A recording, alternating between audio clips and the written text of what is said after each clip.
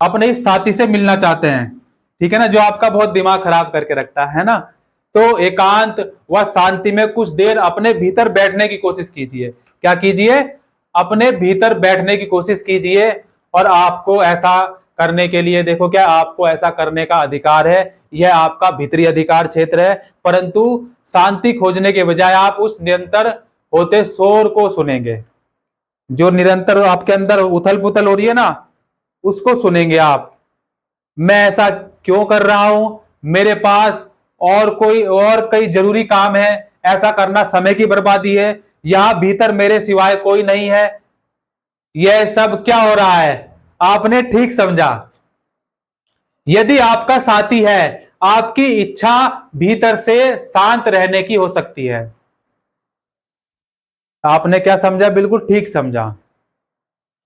यही आपका साथी है और आपकी इच्छा भीतर से शांत रहने की हो सकती है, लेकिन आपका साथी आपको सहयोग नहीं देता। जो ये आपका साथी है ना, साथी, मेरे साथी, साथी जो है ये आपका जो साथी है, ये क्या है? ये आपको सहयोग नहीं करता,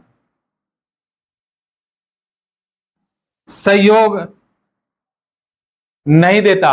ऐसा सिर्फ उस समय नहीं होता जब आप शांत रहने का प्रयास करते हैं।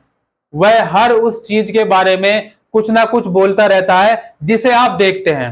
भाई, जिसे भी आप देखते हैं ना, इसलिए यथा दृष्टि तथा सृष्टि। जो भी आप देखते हैं, एक्स वाई जेड, कुछ भी, अच्छी भी हो सकती है चीज, बुरी भी हो सकती है ना, तो जो भी कुछ आप देखते हैं, मुझे यह पसंद है, मुझे यह पसंद नहीं है, यह अच्छा है, यह बुरा है, यह आवाज बोलती बोलती ही रहती है, आपको सामान्य तौर पर इसका पता नहीं लग पाता, क्योंकि आप इससे दूर नहीं हटते। क्या नहीं हटते? आप इससे दूर नहीं हटते।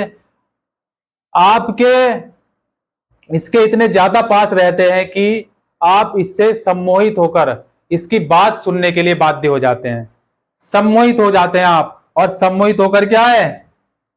इसकी बात सुनने के लिए बाध्य हो जाते हैं। मूल रूप से आप अकेले नहीं है, ठीक है ना, मूल रूप से आप अकेले नहीं है। बेईमान राजा और सोई हुई प्रजा दोनों देश के लिए घातक हैं।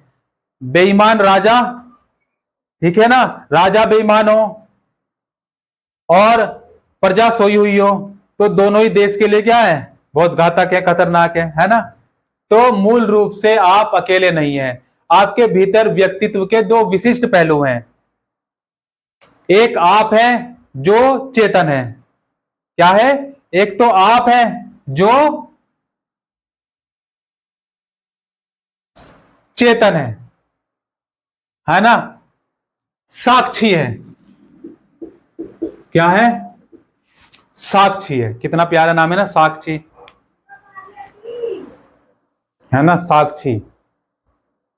अपनी जिद्दी इच्छाओं का केंद्र है, ठीक है ना। क्या है? अपनी जिद्दी इच्छाओं का केंद्र है। दूसरा वह है कि जिसे आप देखते हैं, समस्या यह है कि जिसे आप देखते हैं वह कभी चुप नहीं होता, ठीक है ना। यह बड़ी समस्या है, बड़ी घोर विकट समस्या है कि जिसे आप देखते हैं, ठीक है ना, वह कभी कभी भी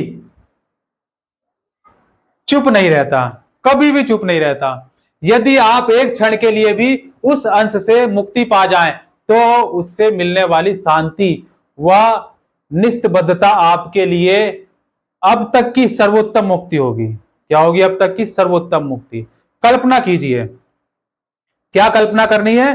कल्पना कीजिए, क्या कैसा हो यदि यहां भी आप जाते हैं, जहां भी आप जाते हैं, जहां भी गए भाई, सोच लो जहां जहां जाना हो, ठीक है ना। सिर्फ क्या कल्पना करनी है, आपको इसे अपने साथ ना ले जाना पड़े।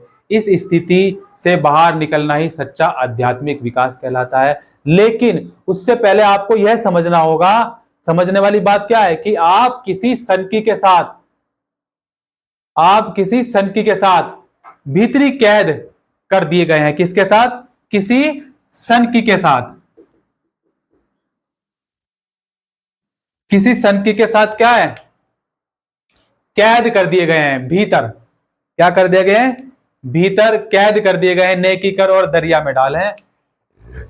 किसी भी परिस्थिति में, किसी भी परिस्थिति में आपका साथी अचानक आपका साथी जो है अचानक यह निर्णय ले सकता है कि मैं यहां नहीं रहना चाहता, मैं यह काम नहीं करना चाहता, मैं इस व्यक्ति से बात नहीं करना चाहता।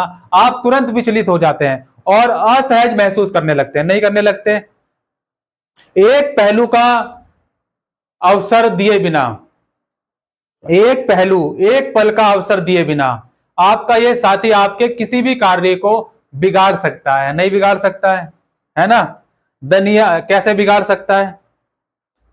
एक पल में, ठीक है ना, बिगाड़ सकता है।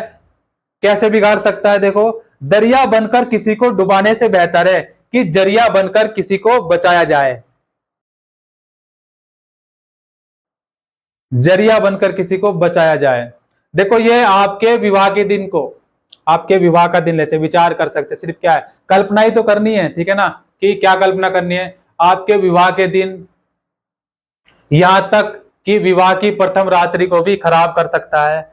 आपका यह अंश कुछ भी और सब कुछ बिगाड़ सकता है, और यह प्राय ऐसे ही करता है। आप एक नई गाड़ी खरीदते हैं, ठीक है ना, आपने एक नई गाड़ी ली जो बहुत सुंदर है, कोई सी भी गाड़ी हो सकती है, बाइक भी हो सकती है वो, ठीक है ना, वो बाइक भी हो सकती है, रिक्शा भी हो सकती है, साइकिल भी हो सकती है, हवाई जहाज भी हो सकता है, एरोप्लेन भी हो सकता है, ट्रेन भी हो सकती है, वट एवर यू थिंक, जो कुछ भी आप सोच सकते हैं।